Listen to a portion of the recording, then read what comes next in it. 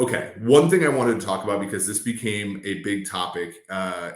James Trotter said something about okay, running back. The football is the only sport where salary is tied to position in any sort of meaningful way, and it affects negatively running backs. Now, that's not necessarily true that position is in other sports isn't necessarily tied to salary. But in the NFL, there are explicit ways in which that happens. And the key one, of course, is the franchise tag, right? The franchise tag, is by position. And sometimes it is artificial in the sense that obviously like linebacker, defensive end, there are, sometimes there's a distinction without a difference. Sometimes there's a huge difference. If you're talking about a 3-4 defensive end versus a 4-3 defensive end, there's a big difference between those two players. You're looking at off-ball linebacker versus edge type linebacker, 3-4 outside linebacker. That's a huge difference as well. There are things that get grouped together. For example, offensive line are all in one franchise tag grouping, and that can affect sort of how players are given money. In the case of running backs, it gives a fairly good deal to teams that are going to franchise tag running backs. Right, about 10 million or so for the exclusive tag. I'm sorry. And that, Saquon Barkley has that. He's been sitting out. Josh Jacobs has that. He's been sitting out. Tony Pollard has that as well. He'll be his first year as a starter, even though he'll be trying to go for his second 1,000-yard season as the Dallas running back because he eclipsed that last year in a reserve role behind Ezekiel Elliott. So it does. And whereas wide receivers, you rarely see wide receivers get tagged. You rarely see left tackles get tagged. You rarely see some of these premium positions get tagged because they are, it's really expensive. You rarely see quarterbacks get tagged. You do see it sometimes, Cousins and Dak and so forth. And it brought up an interesting question because to solve the running back value issue, you really have to sort of go down to the studs of how this league is structured, right? Because you have players get drafted, and since 2011, we have a predefined rookie deal for every single position in the draft, and for the first 32 picks or the first round picks, depending if a team loses their first round pick in a year, that's 4 years with a fifth-year option. That fifth-year option changed in the 2018 CBA, but that number is generally speaking a fairly reasonable one. And then after that, you have second rounders getting a certain amount, third rounders getting a certain amount, and for the most part, they're all like 4 years, mostly guaranteed. And it gives rise to this thing where guys like Jacobs, guys like Pollard, Barkley. Now, Barkley and Jacobs were both first round picks. In the case of Jacobs, didn't get his fifth-year option exercise. That first 4 years is like prime earning potential for a running back. And the issue is like no rookie, other than maybe the very, very top picks, and even them, they're not getting a ton of money. They're not paid a lot during those first 4 years. And those first 4 years, if you're a tackle or you're a defensive end or you're a tight end specifically, if you're some of these positions that age more gracefully, it's fine because you get a second contract. You generally speaking are in the prime of your career when you sign that. But for running backs, they're not. They're oftentimes are never more valuable than right when they get into the league. And and the problem is like unless you get down to the studs and actually change that structure, in other words, take away the rookie wage scale or take away the contract structure of rookies in the NFL, you're always going to have this running back problem because you're not. If you were to say like, okay, running backs, like let's say you said something like running backs get paid more per their draft slot, or you did something where there was a differential in like quarterbacks get paid a certain amount per pick and running backs get paid a certain amount per pick. Do you think that teams would ever draft running backs high? No, because it would just simply not be worth it because you'd get more surplus value drafting a position that had a lower rookie wage scale price. So you have to get even further, I think, down to the real generating process of this, which is the draft itself. And, one of my good friends, Arif Hassan, mused the other day on Twitter about whether we should have a draft in the first place. And I think it's important, sort of to ask that question, a very fundamental question of why do we have drafts? And is it necessary for us to have them? And I think it takes us all the way back. So, I'm 37 years old. I was born in the 80s. Like I've read quite a bit about the NFL, but the 80s to me, you can get a really decent idea of where this all comes from that decade, because the decade of the 80s is when guys started really exercising their earning potential or some of their power, right? Because in the 1980s, you had the upstart USFL, which was a 3-year league. And it's not like the USFL now. We're going to talk about some USFL games at the end of the week because this is the final week of the year. And all the games mean something, I think, except for one. So that's kind of cool. But in the 1980s, the USFL was a real, actual thing. It was very much like the live golf without the money that happened in the 80s. And they went after Steve Young. They gave Steve Young a 40-year, $40 million deal. Now they put it all in an annuity.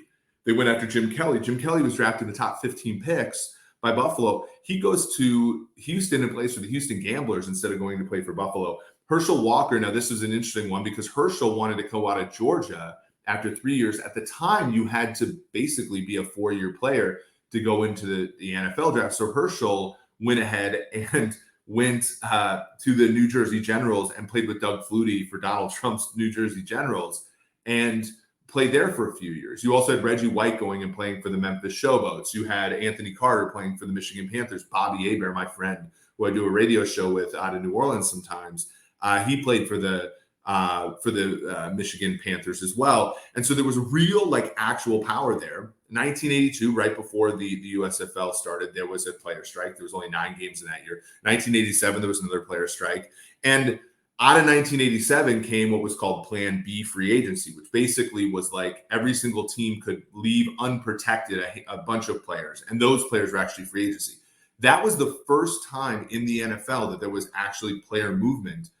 And so that was the first time free agency was ever even a thought process.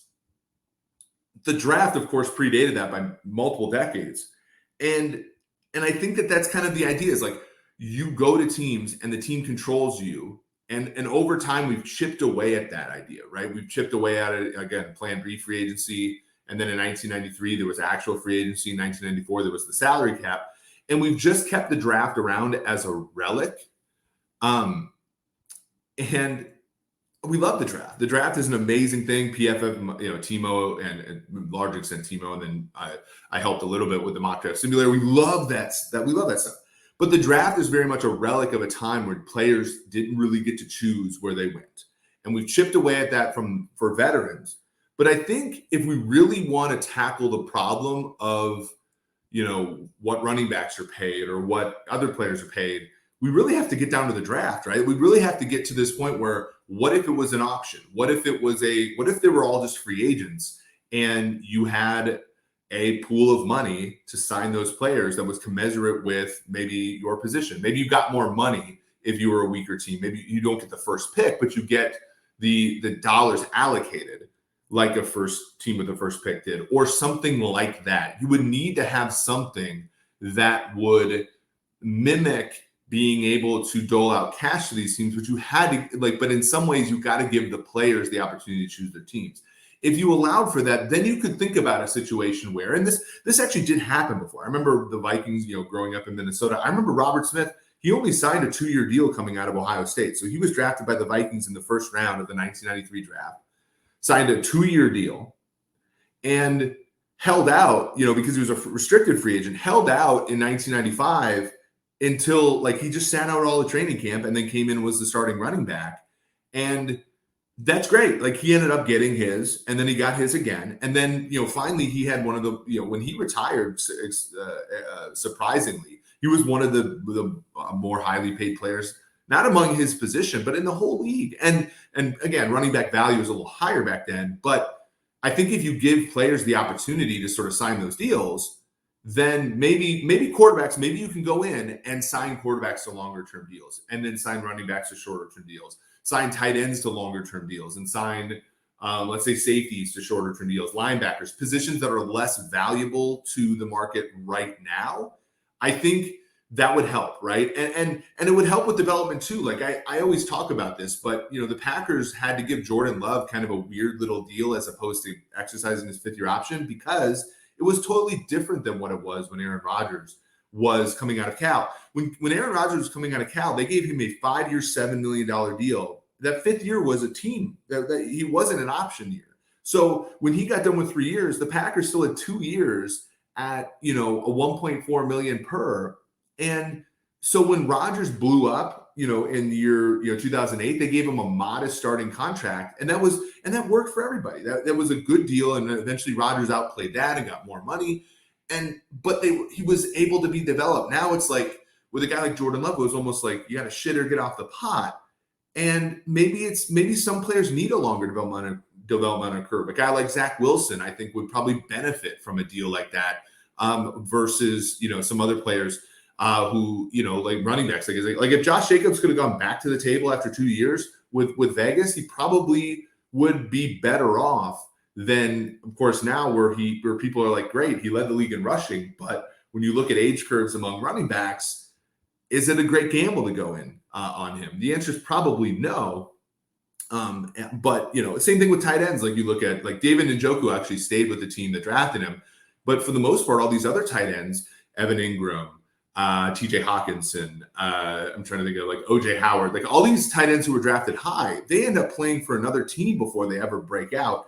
And you would imagine. That's why like this year there were a lot of great tight ends in the draft. There was only one, Dalton Kincaid, that was drafted in round 1, and that is because of sort of the basic strategy in the NFL draft of you don't draft tight ends high because they, generally speaking, don't give you the return over the time that you have team control. So I'm not saying abolish the draft. I love the draft. I think the draft is a great event, but I'm also pro labor, and I think that in this, there is some reason, I think, to not have sort of this thing that artificially suppresses some positions and not others. Like I'm very much analytical. I'm going to tell you the truth about running back value, but I'd love for running backs to get theirs. And for them to get theirs, I think what you need is for them coming out to have shorter term deals. And I just don't know if you're going to have that in a draft setting where if you made the contracts differential on positions, teams are just going to pick differently, right? You're going to get the same outcome for running backs, I think.